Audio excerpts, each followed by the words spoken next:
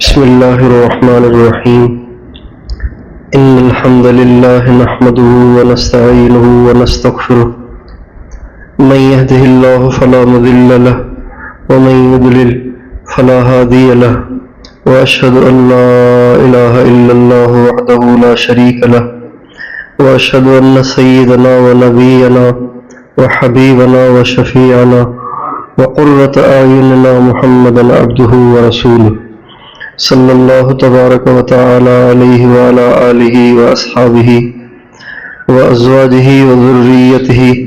وبارک وسلم تسلیما کثیرا اما بعد فاعوذ باللہ من الشیطان الرجیم بسم اللہ الرحمن الرحیم اعلموا انما الحیاة الدنیا لعب ولہو وزینۃ وتفاخر بینکم وتکاثر فی الاموال والاولاد وقال تعالى ولا تمدن عينيك إلى ما متعنا به أزواجا منهم زهرة الحياة الدنيا لنفتنهم فيه ورزق ربك خير وأبقى سبحان ربك رب العزة عما يصفون وسلام على المرسلين والحمد لله رب العالمين اللهم صل على سيدنا محمد وعلى آل سيدنا محمد وبارک وسلم۔ قابل احترام میری ماں و بہنوں اور بیٹیوں، اللہ تعالیٰ نے انسان کو اس دنیا میں آزمائش کے لیے بھیجا ہے، امتحان میں ڈالا ہے۔ ہمارا اور آپ کا یہ امتحان ہے کہ ہم اس دنیا کی زیب و زینت اور اس دنیا کے گھر، اس دنیا کے ساز و سامان سے دل لگاتے ہیں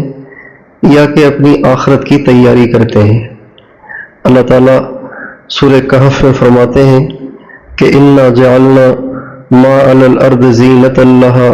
لنبلوہم ایہم احسن عملا۔ اللہ تعالیٰ فرماتے ہیں ہم نے دنیا میں جو کچھ بنایا ہے یہ سب دنیا کی زینت ہے، اور اس کو ہم نے زینت اس لیے بخشی ہے کہ ہم انسانوں کو آزماتے ہیں کہ یہ انسان دنیا کی اس زیب و زینت سے متاثر ہو کر اسی کے دیوانے بنتے ہیں یا کہ اللہ کو راضی کرتے ہیں اور آخرت کی تیاری کرتے ہیں۔ انسان اگر غور کرے تو دنیا ایک دن چھوٹ جاتی ہے، ہمیشہ اس کے ساتھ نہیں رہتی۔ کوئی چاہے کتنا مالدار کیوں نہ ہو، کوئی چاہے کتنا پیسے والا کیوں نہ ہو، کوئی عورت چاہے کتنی خوبصورت اور کتنی سمارٹ کیوں نہ ہو، اور بننے سنورنے کے سارے سامان اس کے پاس ہوں، لیکن ایک دن ضرور آتا ہے کہ یہ عورت بوڑھی ہو جاتی ہے، اس کا رنگ بدل جاتا ہے، اس کے چہرے پہ جھریاں پڑ جاتی ہیں اور بیماری لگ جاتی ہے، شوگر ہو جاتی ہے، بلڈ پریشر ہو جاتا ہے اور وزن بڑھ جاتا ہے، اور ایک دن آتا ہے کہ یہی عورت جو ایک خوبصورت لڑکی تھی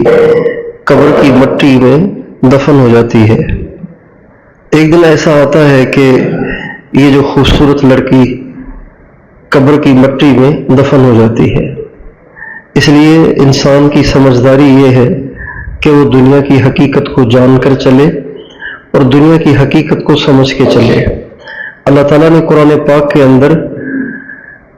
مختلف مثالوں سے دنیا کی حقیقت سمجھائی ہے۔ کہیں اللہ تعالیٰ اس دنیا کو اور اس دنیا کے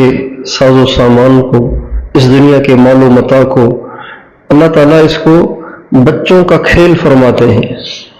چنانچہ فرماتے ہیں اعلموا انما الحیاة الدنیا لعب ولہو وزینۃ وتفاخر بینکم وتکاثر فی الاموال والاولاد۔ ابھی ایک مضمون ہے جو اللہ تعالیٰ نے بیان کیا ہے ہمیں دنیا کی حقیقت کو سمجھانے کے لیے، لیکن اس سے پہلے لفظ اعلموا لا کر اللہ تعالیٰ نے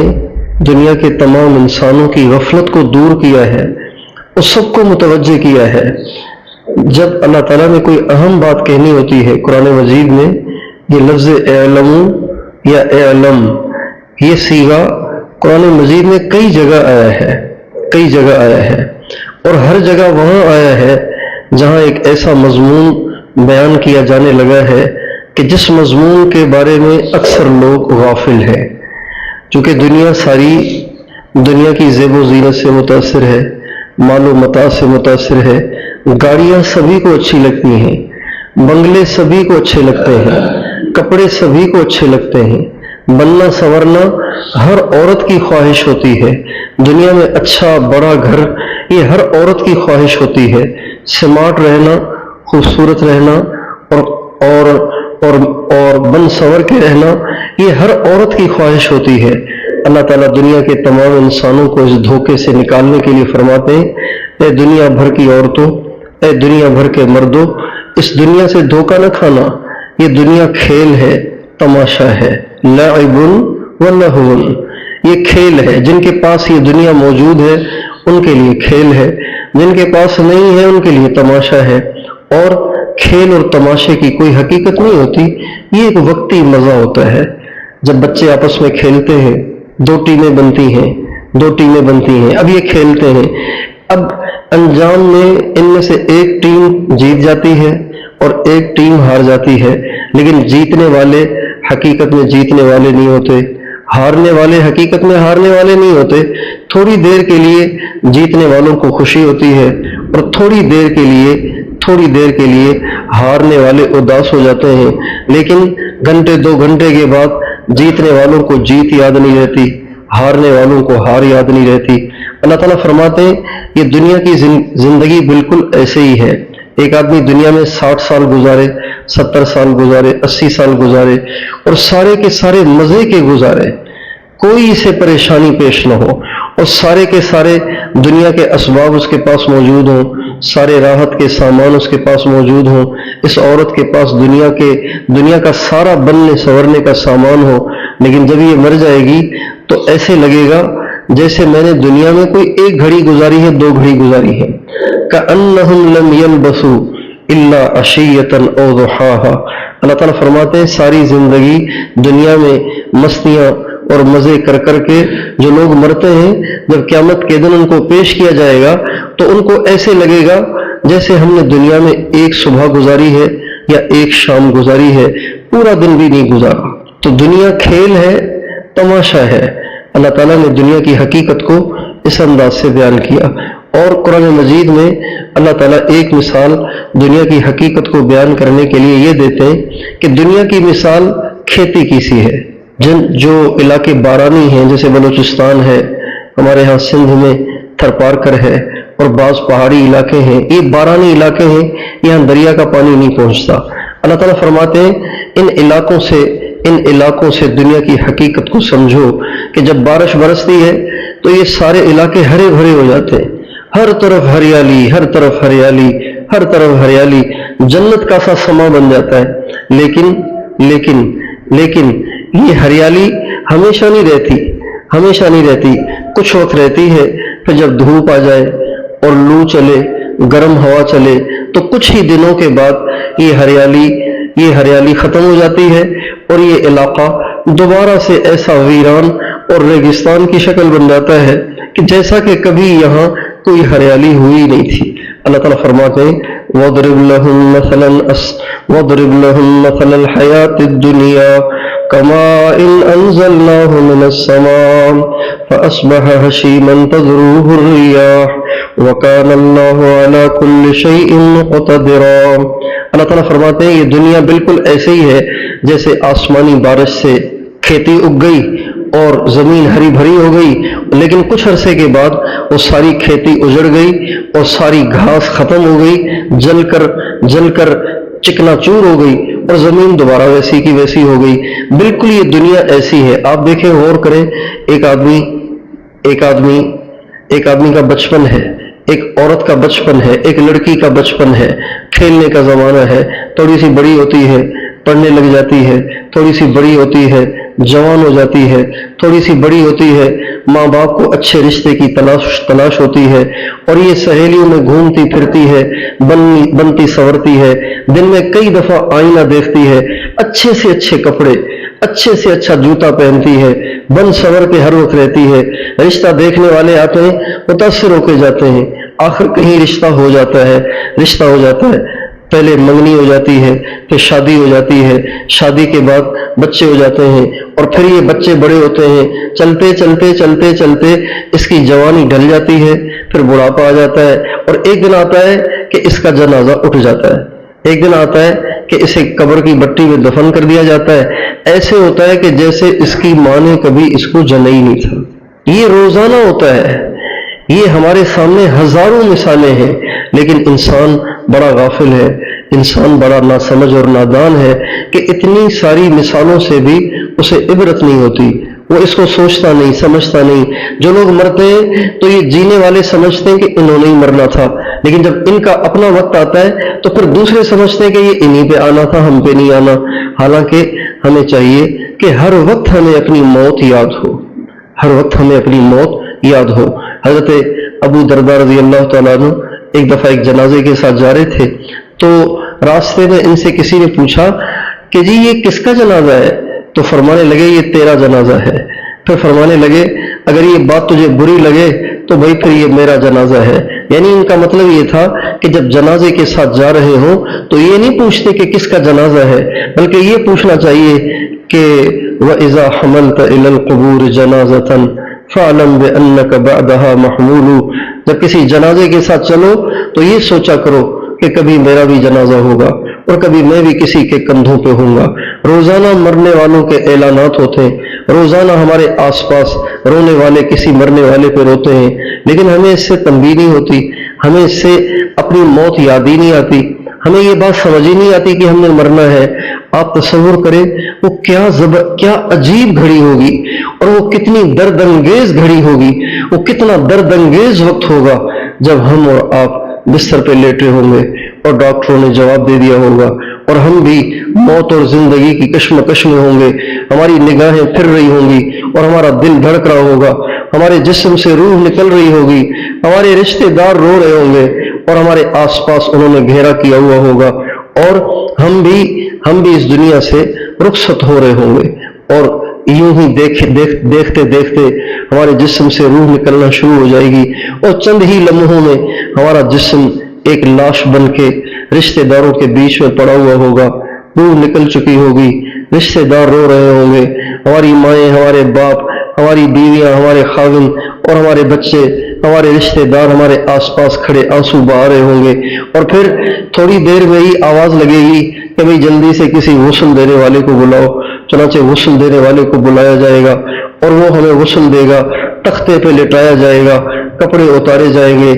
عورت ہے تو عورت کو بلایا جائے گا، مرد ہے تو مرد کو بلایا جائے گا، ہمیں غسل دیا جائے گا، کپڑے اتار کے ہمیں تختے پہ لٹایا جائے گا، ہمارے جسم کو دھویا جائے گا، پھر اس کے بعد کفن پہنایا جائے گا، اور کفن پہنا کے ہمیں چارپائی پہ لٹا کے گھر کے صحن یا برآمدے میں رکھ دیا جائے گا۔ ہمارے گھر والے بار بار ہمارا چہرہ کھول کے ہمیں دیکھ رہے ہوں گے اور ہمیں دیکھ کے رو رہے ہوں گے، ہمیں دیکھ کے پریشان ہو رہے ہوں گے۔ کوئی چارپائی کے پایوں سے پکڑ کے رو رہا ہوگا، کوئی ہمارے پاؤں پہ ہاتھ رکھ کے رو رہا ہوگا، کوئی چمٹ کے رو رہا ہوگا، ہمارے چھوٹے چھوٹے بچے بھی ہمیں دیکھ کے رو رہے ہوں گے، اور پھر تھوڑی دیر میں ہی آواز لگے گی پردہ کرو، جنازے کو لے کے باہر جانا ہے۔ چنانچہ ہمارے جنازے کو کندھوں پہ اٹھایا جائے گا، ہمیں لے کے جایا جائے گا، ہمارا جنازہ پڑھا جائے گا، اور پھر ہمیں قبرستان میں لے جایا جائے گا، اور پھر ہمیں قبر کی مٹی میں اتار دیا جائے گا، اور پھر ہمیں ہمارے اوپر مٹی ڈال دی جائے گی، اور ہماری قبر کو بند کر دیا جائے گا، اور ہمارے رشتہ دار ہمیں ایسے چھوڑ کے چلے جائیں گے جیسے وہ ہمیں جانتے ہی رہو۔ اللہ تعالیٰ فرماتے ہیں کل نفس ذائقۃ الموت وانما توفون اجورکم یوم القیامہ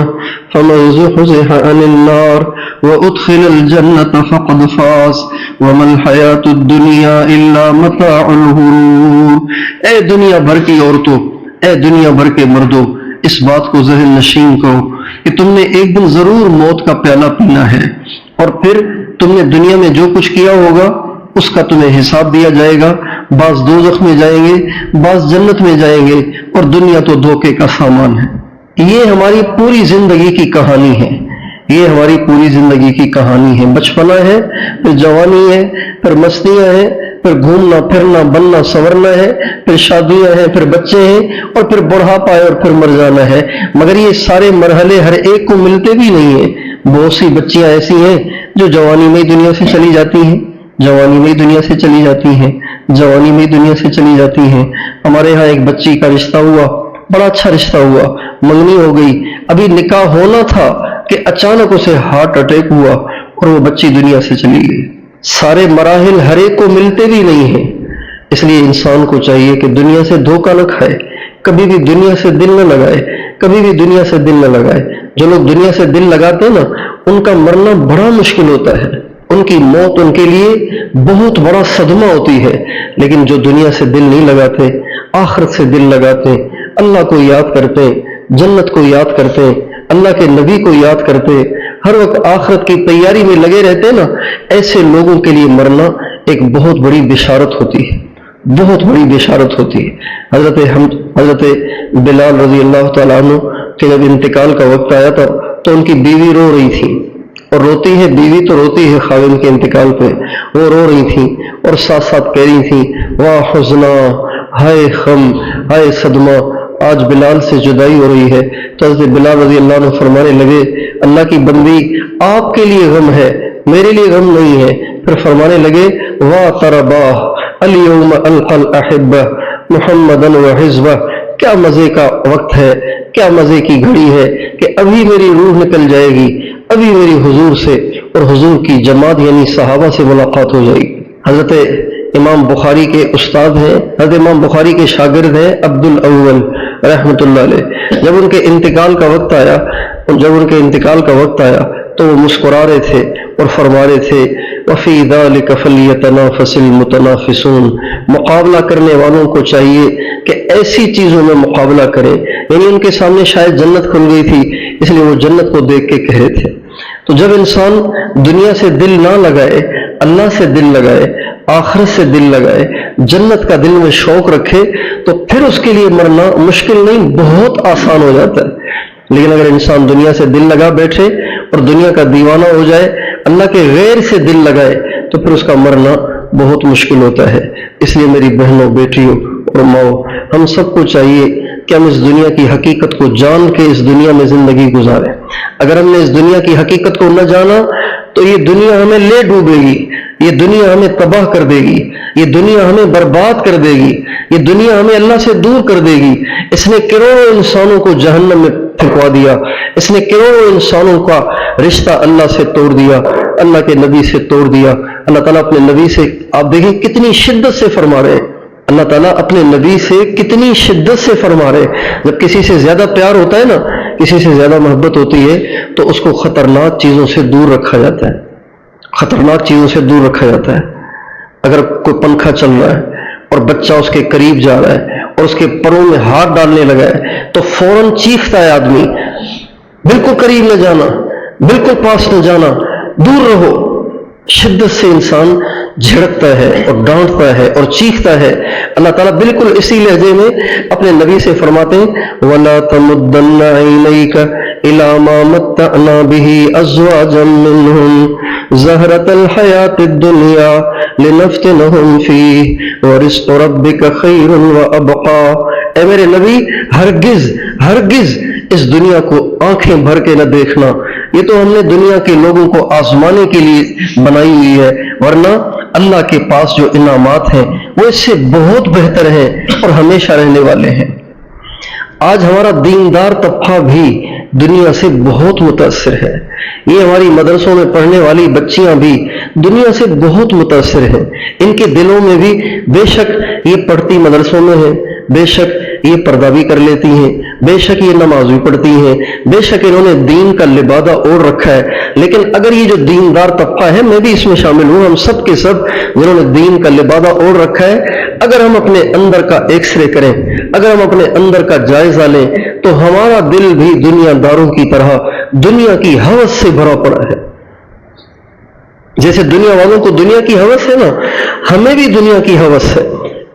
ایسے کپڑے ہوں، ایسے جوتے ہوں، ایسی گاڑی ہو، ایسا گھر ہو، اتنے پیسے ہوں، یہ کریں وہ کریں، یہ ارمان وہ ارمان، یہ خواہشات وہ خواہشات،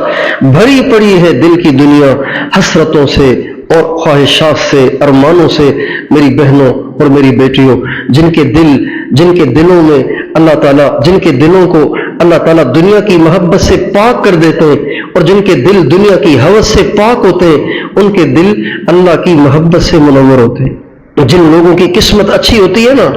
جن کی قسمت اچھی ہوتی ہے، اللہ تعالیٰ ان کے دلوں کو دنیا کی طرف مائل ہی نہیں ہونے دیتے۔ ہمارے نبی کا ارشاد ہے، ترمذی شریف کی حدیث ہے کہ اللہ تعالیٰ اپنے نیک بندوں کو، اور بندیاں بھی اس میں شامل ہیں، اللہ تعالیٰ اپنے نیک بندے اور بندیوں کو دنیا سے، یعنی دنیا کی محبت سے ایسے بچاتے ہیں جیسے تم اپنے مریض کو، اس مریض کو پانی سے بچاتے ہو جس کو ڈاکٹروں نے پانی کے استعمال سے منع کر رکھا ہو، جیسے اس کو بچاتے نا پانی سے، اللہ تعالیٰ اپنے نیک بندے اور بندیوں کے دلوں کو دنیا کی محبت سے ایسے بچاتے ہیں۔ آج ہم دیکھیں ہمارے دل کا حال کیا ہوا پڑا ہے، کیا کیا محبتیں ہمارے دل میں جا گزری ہیں، کیا کیا محبتیں ہمارے دل میں بسی ہوئی ہیں، اور اگر نہیں ہے تو ایک اللہ کی محبت نہیں ہے، آخرت کا شوق نہیں ہے، دنیا کے شوق، دنیا کی خواہشات، دنیا کے ارمان، یہ ہو وہ ہو۔ اور عائشہ فرمایا کرتے تھے جن کے دلوں میں اللہ کا غیر بھرا ہوا ہو، جب وہ بیت اللہ کا طواف بھی کرتے ہیں تو بیت اللہ کا طواف کرتے ہوئے بھی وہ اللہ سے اللہ کو نہیں مانگتے، اللہ سے اللہ کے غیر کو مانگتے۔ بیت اللہ کے پردے سے چمٹے ہوئے ہو، ملتزم پہ سینہ لگا ہوا ہو، تب بھی اگر دل میں اللہ کا غیر ہے تو اللہ سے اللہ کے غیر کو مانگ رہے ہوتے، اللہ کو نہیں مانگتے۔ اللہ تعالیٰ نے ہمیں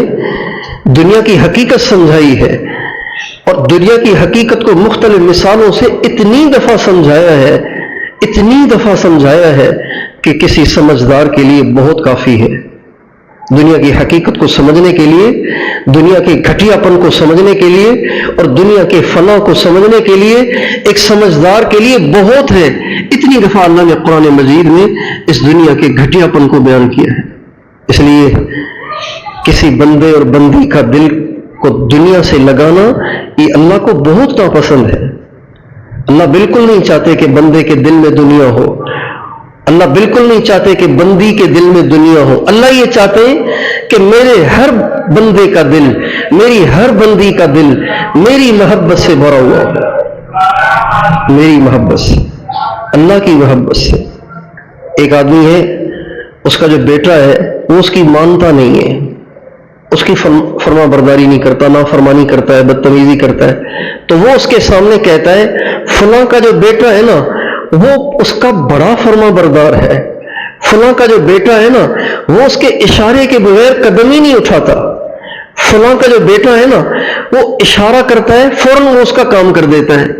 اب یہ جو کسی اور کے بیٹے کی کارگزاری سنا رہا ہے، یہ کیوں سنا رہا ہے؟ یہ اس لیے سنا رہا ہے کہ وہ چاہتا ہے کہ میرے بیٹے تم بھی میرے ساتھ ایسے ہی چلو جیسے وہ چلتا ہے۔ بیٹے تو ایسے ہی چلتے ہیں،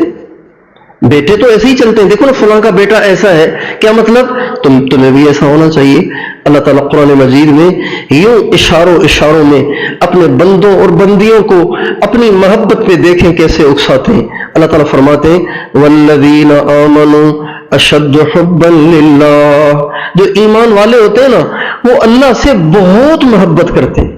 شدید ترین محبت کرتے ہیں۔ اب بتائیں اللہ ہمیں کیا کہہ رہے ہیں؟ اللہ ہمیں کیا کہہ رہے ہیں؟ اللہ تعالیٰ ہمیں اشاروں میں ایمان والوں کی صفات کو سنا کے ہمیں اشاروں میں اس طرف متوجہ کر رہے ہیں، میرے بندوں میری بندیوں تم بھی تو مجھ سے شدید محبت کرو نا، تم بھی تو مجھ سے شدید محبت کرو نا۔ تم دنیا کی گھٹیا چیزوں سے محبت کرتی ہو، دنیا کے ساز و سامان سے محبت کرتی ہو، تمہیں کپڑوں سے محبت ہے، زیوروں سے محبت ہے، بننے سنورنے سے محبت ہے، تمہیں دنیا کی گپ شپ سے محبت ہے، تمہیں دنیا کے ساز و سامان سے محبت ہے، تمہیں مجھ سے محبت کرنی چاہیے۔ ایمان والا تو مجھ سے محبت کرتا ہے، اور اشد حباً شدید ترین محبت کرتا ہے، شدید ترین محبت کرتا ہے۔ ہم اور آپ اپنے دل کا جائزہ لیں، کیا ہمیں اللہ سے شدید محبت ہے؟ کتنی محبت ہے ہمیں اللہ سے؟ ہم اپنے دل کو چیک کریں، ہمیں اللہ سے کتنی محبت ہے؟ دنیا کے تمام پیاروں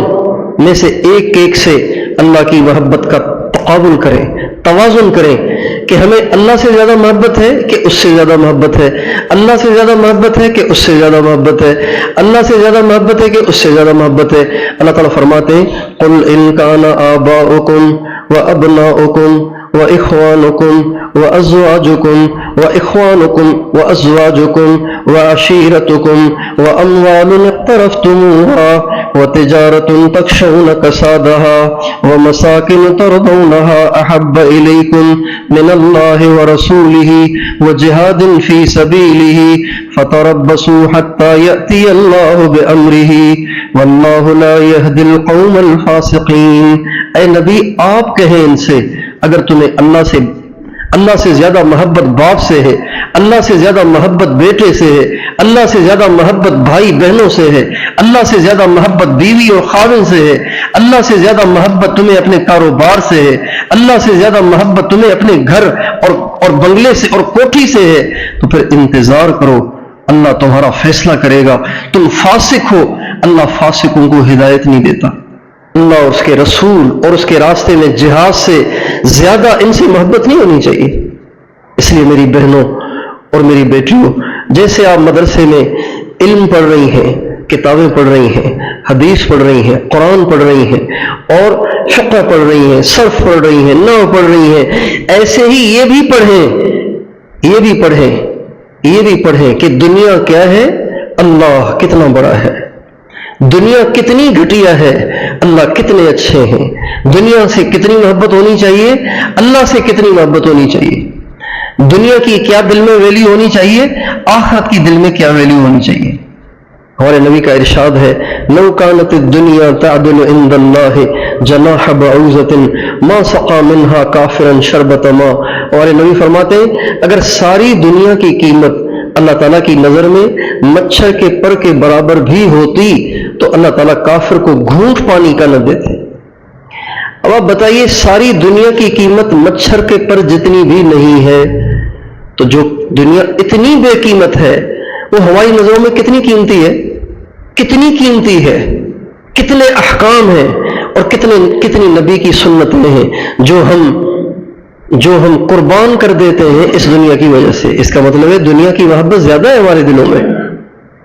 ہماری دیندار عورتیں بھی جو نمازیں پڑھتی ہیں تو ان کی نمازوں کی کیا ٹائمنگ ہوتی ہے؟ عام مردوں کو تو چلو جماعت کا ٹائم مقرر ہے، اس لیے ان کو اپنے سارے کام سمیٹ کے جماعت میں پہنچنا ہوتا ہے، اگرچہ وہ بھی تھوڑے سے لوگ ہیں جو جماعت کا اہتمام کرتے ہیں، لیکن بہرحال جماعت کی ٹینشن ہوتی ہے کہ بھی تھوڑا سا ٹائم رہ گیا۔ عورتوں کو چونکہ جماعت سے نماز پڑھنی نہیں ہوتی اور ان کا ٹائم ہی مقرر نہیں ہوتا، لہٰذا یہ جو نماز پڑھتی ہیں نا، یہ تو نماز پڑھتی ہیں سارے کام نمٹا کے۔ اس کا مطلب ہے جب ٹائم ملے گا نا تب کریں گے اللہ کو سجدہ۔ اس کا مطلب ہے اللہ کو سجدے کی تو کوئی ویلیو ہی نہیں ہوئی۔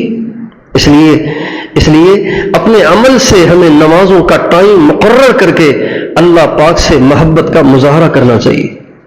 جتنی آپ بیٹیاں مائیں بہنیں بیٹھی ہوئی ہیں، آپ ساری کی ساری اپنے گھروں میں نماز کے ٹائم مقرر کر کے اس کا نقشہ لگائیں۔ ظہر میں نے اتنے بجے پڑھنی ہے، عصر اتنے بجے، مغرب اتنے بجے، عشاء اتنے بجے، فجر اتنے بجے۔ اب جو ٹائم آپ نے مقرر کیا ہے اس وقت میں جتنے بھی کام آپ کو سامنے آئیں، جتنے بھی کام پیش آ جائیں، ان سارے کاموں کو قربان کر کے وضو کر کے مقرر وقت پہ مصلی پہ پہنچیں اور اللہ پاک کے سامنے اس بات کا مظاہرہ کریں کہ یا اللہ بہت کام تھے مجھے لیکن میں نے سارے کام تیرے لیے چھوڑ دیے، تیری وجہ سے قربان کر دیے۔ جو عورتیں نماز کے لیے اپنے کاموں کو قربان کرتی ہیں، نمازوں کا وقت مقرر کر کے اور اپنے تقاضوں کو اس مقرر وقت میں قربان کر کے نماز پڑھتی ہیں، ایسی عورتوں کو اللہ تعالیٰ نماز کی حقیقت عطا فرماتے ہیں اور نماز کا خشوع خضوع اور نماز کی لذت عطا فرماتے ہیں۔ چونکہ قربانی کی ہے نا، انہوں نے قربانی کی ہے، لہٰذا اللہ تعالیٰ ان کو نماز کی لذت عطا فرماتے ہیں۔ آپ دیکھیں عام طور سے دیندار عورتیں، مدرسے میں پڑھنے والی بھی دیندار عورتیں بھی، ان کی نمازوں میں خشوع خضوع نہیں ہوتا۔ ان کی نمازوں کی رفتار اتنی تیز ہوتی ہے کہ مرد پڑھتے ہیں 2 رکعت، مرد پڑھتے ہیں 4 رکعت اور یہ سے پہلے ہی 2 رکعت پڑھ کے سلام پھیر کے فارغ ہو چکی ہوتی ہے۔ اتنی رفتار ان کی تیز ہوتی ہے، کیوں؟ اس لیے کہ نماز کی حقیقت سے یہ نا آشنا ہے۔ ابھی ان کو نماز کا چسکا نہیں لگا، ابھی ان کو سجدے کا سرور نصیب نہیں ہوا، ابھی یہ نماز کے خشوع سے نا آشنا ہے۔ اگر ان کو پتہ چل جائے کہ نماز میں کیا لذت ہے، نماز میں کیا مزہ ہے، سجدے میں کیا سرور ہے، تو ان کا سجدے سے سر اٹھانے کو دل نہ کرے۔ والذین یبیتون لربہم سجدا وقیاما كانوا قليلا من الليل ما يهجعون وبالأسحار هم يستغفرون تراهم ركعا سجدا يبتغون فضلا من الله ورضوانا تتجافى جنوبهم عن المضاجع يدعون ربهم خوفا وطمعا۔ اللہ تعالیٰ اپنے نیک بندے اور بندیوں کو کا نماز کے ساتھ شغف بتا رہے کہ ان کو نماز پڑھنے کا کتنا شوق ہے، ان کا نماز میں کتنا دل لگتا ہے۔ یبیتون، یہ راتیں گزار دیتے ہیں دو حالتوں میں، سجدن و قیامن۔ سجدے کا تذکرہ پہلے کیا، قیام کا تذکرہ بعد میں کیا، حالانکہ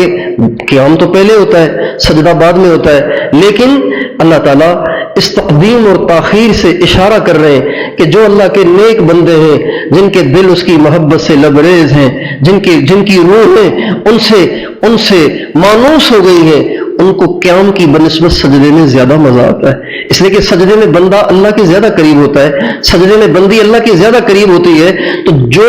کسی سے محبت کرتا ہو اس کو مزہ تو تبھی آئے گا نا جب اس کے زیادہ قریب ہوگا۔ والذین یبیتون لربہم سجدا وقیاما، سبحان اللہ، کتنے خوش قسمت ہیں وہ لوگ جو لمبے لمبے سجدے کرتے ہیں، کتنی خوش قسمت ہیں وہ بیٹیاں اور مائیں جن کے سجدے لمبے ہوتے ہیں، رات کا آخری پہر ان کی آنکھ کھل جاتی ہے اور وہ مصلی پہ کھڑی ہو جاتی ہیں اور وہ لمبا قیام کرتی ہیں، لمبے سجدے کرتی ہیں، رو رو کے اپنے سارے دل کے دکھڑے اللہ کو سناتی ہیں۔ جب رات کا آخری تہائی حصہ باقی رہ جاتا ہے، اللہ تعالیٰ پوری کائنات سے پوری دنیا کے 7.5 ارب انسانوں سے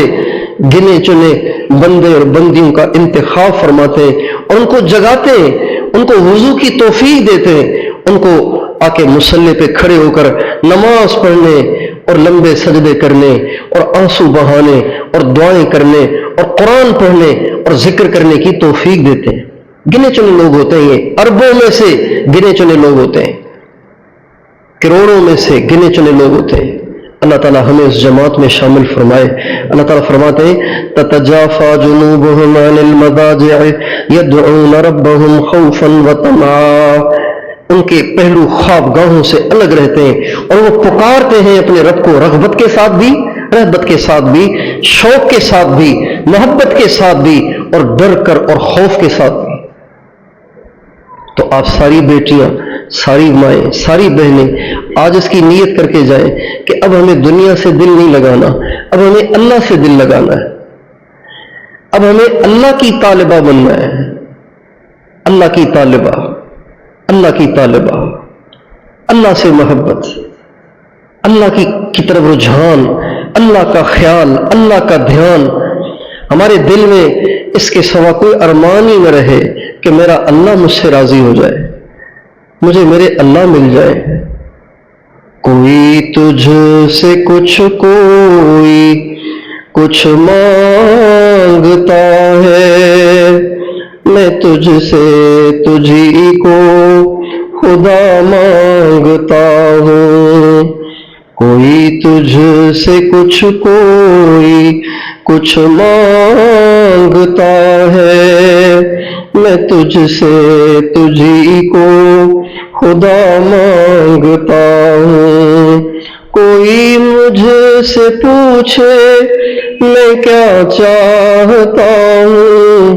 میں اپنے خدا سے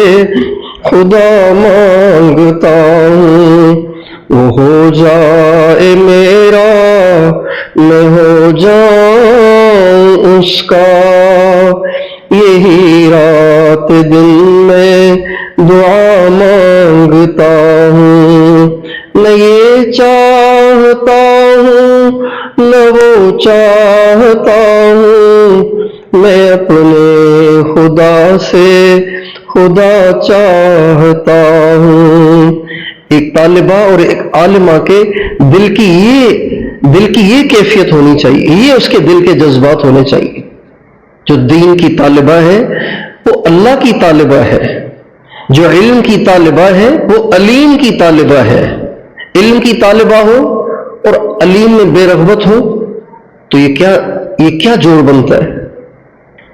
دین کی طالبہ ہو اور اللہ سے بے طلب ہو، یہ کیا بات ہوئی؟ ہر وقت ہمارے دل میں یہ جذبات موجزن ہوں، رو رو کے اللہ سے کہیں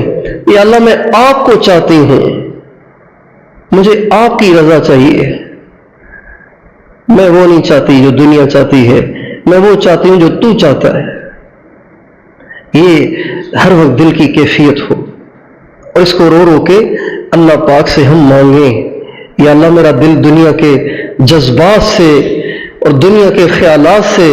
اور دنیا کی خواہشات سے بھرا پڑا ہے، یا اللہ اس دل کو آپ صاف کریں گے، میں نہیں کر سکتی. اللہ تعالیٰ اپنے نبی کے صحابہ سے فرماتے ہیں وَلَوْلَا فَضْلُ اللَّهِ عَلَيْكُمْ وَرَحْمَتُهُ مَا زَكَىٰ مِنْكُمْ مِنْ أَحَدٍ أَبَدًا. اگر اللہ میرے بندوں، میرے نبی کے صحابہ صحابیات، اگر میرا فضل اور میری رحمت نہ ہوتی تو تم بھی پاک نہیں ہو سکتے تھے، تمہارے سینے بھی صاف نہیں ہو سکتے تھے، تمہارے دل بھی پاک نہیں ہو سکتے تھے. یہ میرے فضل سے ہوئے. اب بتائیے جب صحابہ صحابیات کے بھی اللہ کے فضل سے ہوئے تو اللہ کا فضل تو آج بھی کھلا ہوا ہے. ہمارے مولانا ظاہر شاہ صاحب رحمۃ اللہ علیہ فرمایا کرتے تھے، یہ قرآن پاک کی آیت پڑھتے تھے ذَلِكَ فَضْلُ اللَّهِ يُؤْتِيهِ مَن يَشَاءُ وَاللَّهُ ذُو الْفَضْلِ الْعَظِيمِ. اس آیت کی تشریح میں فرماتے تھے اللہ اپنا فضل جسے چاہے دے، لیکن اللہ کا فضل کم نہیں، بہت زیادہ ہے. تم مانگو اللہ تمہیں بھی دے دے گا. تو اس کی ہم کوشش کریں کہ اللہ سے ہمیں محبت ہو جائے، اللہ سے ہمیں تعلق ہو جائے، دنیا سے ہم بالکل دنیا ہمارے بالکل دل میں نہ ہو، ہمارا دل دنیا کے جذبات سے پاک ہو. ہر وقت ہمیں اللہ کی تلاش اور اللہ کی جستجو ہو، اللہ کی محبت ہو اور اللہ کے پسندیدہ اعمال کی ہر وقت کوشش ہو. ہر وقت اس کام میں لگی رہے جو اللہ کو پسند ہے. اپنے بولنے میں، اپنے چلنے میں، اپنے اٹھنے میں، اپنے بیٹھنے میں، اپنے لباس میں، اپنے برقعے میں، اپنی غمیوں میں، اپنی خوشیوں میں، اپنے انداز میں، کردار میں، رویوں میں، ہر وقت اس بات کو تلاش کریں کہ میرے اللہ کی کیا پسند ہے. یہ والی زندگی گزار کے اگر ہم مرے